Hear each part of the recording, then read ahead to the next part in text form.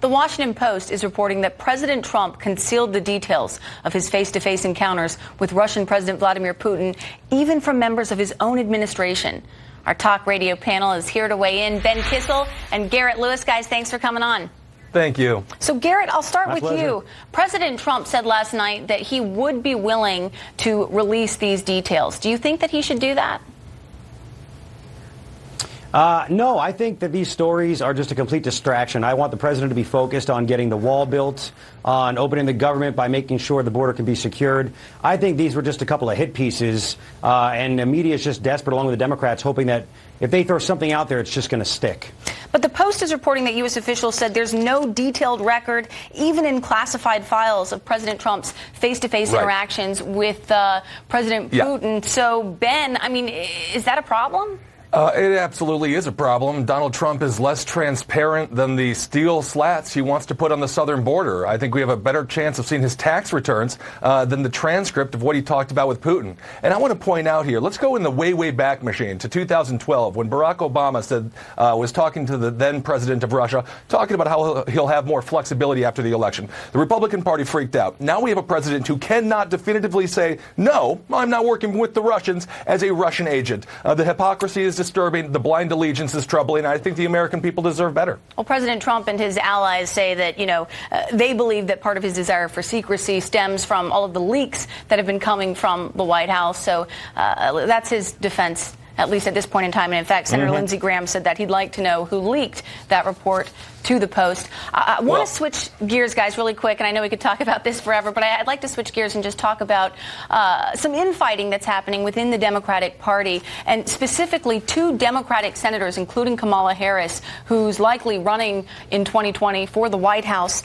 They have suggested that a judicial nominee quit a Catholic organization, the Knights of Columbus, and now another 2020 contender, Tulsi Gabbard, Congresswoman Tulsi Gabbard. She put out an op-ed blasting what those two Democratic senators have done. I want to read it to you here. She says, quote, "We must call this out for what it is, religious bigotry. No American should be asked to renounce his or her faith or membership in a faith-based service organization in order to hold public office."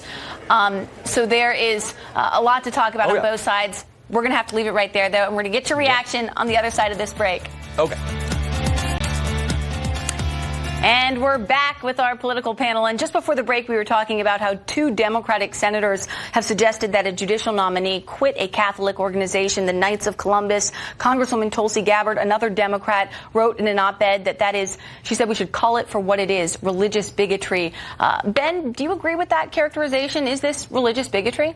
Well, I would like to see, I think Tulsi offers quite a bit, and she's going to bring a lot to the table in 2020.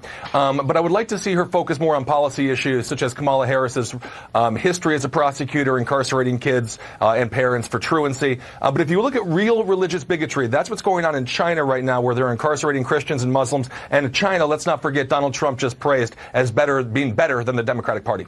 Garrett, what do you think? Religious bigotry or not?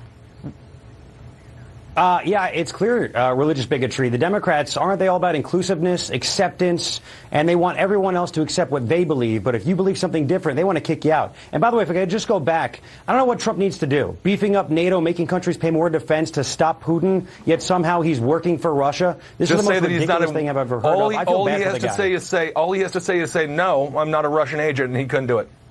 Where was the FBI investigation into Obama saying, get this message to Putin for me? I got to leave it there. Where's your outrage so sorry, over we could debate this forever. Nothing there. Thank you so much, Ben and Garrett, for coming on. Got to leave it there because I've got some breaking news for you guys.